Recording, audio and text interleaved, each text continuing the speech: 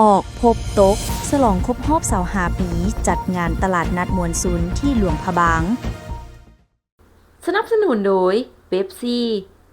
ศูนย์ออกพบตกได้นำเอาสินค้าหัตถกรรมที่เฮ็ดด้วยมืออันเป็นเอกลักษณ์บรรดาเผ่าในขอบเขตทั่วประเทศมาเต้าโฮมกันที่หลวงพระบางเพื่อวางแสดงเปิดโอกาสให้ทุกคนที่สนใจสามารถสัมผัสด้วยตนเองพร้อมสาธิตการเฮ็ดตัวจริงให้แขกที่เขาร่วมงานได้เบิ่งโดยชาวสร้างหัตถกรรมสีมือดีมาด้วยตนเองตลอดระยะ3วันที่10 11 12 ตุลานี้พิธีเปิดงานวางแสดงสินค้าหัตถกรรมฉลองศูนย์ออกพบตกครบรอบ25 ปีได้จัดขึ้นในตอนแลงวันที่10 ตุลา 2025ที่ศูนย์ออกพบตกซึ่งตั้งอยู่บ้านสายลมนครหลวงพระบางมีการนำนครหลวงพระบางภายในการที่เกี่ยวข้องบรรดาชาวสร้างหัตถกรรมบรรดาเผ่า14แขวงเข้าร่วมท่านนางแววมณีดวงดารา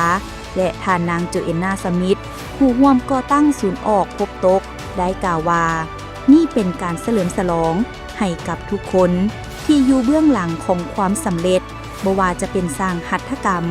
คู่ร่วมสัญญาพันธมิตรและชุมชนงานตลาดนัดพื้นเมืองจึงเป็นศูนย์กลางนำพาทุกคนมารวมตัวกันอย่างใกล้ชิดและมีส่วนร่วมไปพร้อมกันงานวางแสดงครั้งนี้จัดระหว่างวันที่10-12 ตุลา 2025นี้ไผที่อยู่หลวงพระบางหรือไปฮอดหลวงพระบางสามารถไปแวะเยี่ยมชมหรือซื้อเป็นที่ระลึกของต้อนของฝากส่งเสริมผลิตภัณฑ์หัตถกรรมพื้นเมืองลาวได้เลยเกี่ยวกับออกพบตกสร้างตั้งขึ้นในปี 2000 ปีนี้ได้25 ปีพอดี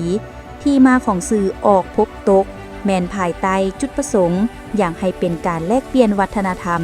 ตาเว้นออกตาเว้นตกผ่านสีไม้ลายมือหัตถกรรมและเป็นการสั่งตั้งร่วมระหว่างคนลาวและชาวอังกฤษนั่นเองในมือที่โซกบ่เข้าข้างมีฝาเหลืองโซกอยู่ใกล้กูเที่ยวขีดเป๊ปซี่แจกแท้แจกจริงแจกเงินสดทุกมือพร้อมทั้งรถจักรโทรศัพท์และดื่มฟรี 200,000 รางวัลส่งรหัสกล้องฝามาที่ Facebook Messenger เป๊ปซี่ลาวรุ่นทำรางวัลทุกมือเริ่มแต่วันที่18 สิงหาคมจนฮอด15 พฤศจิกายน 2025นี้เท่านั้น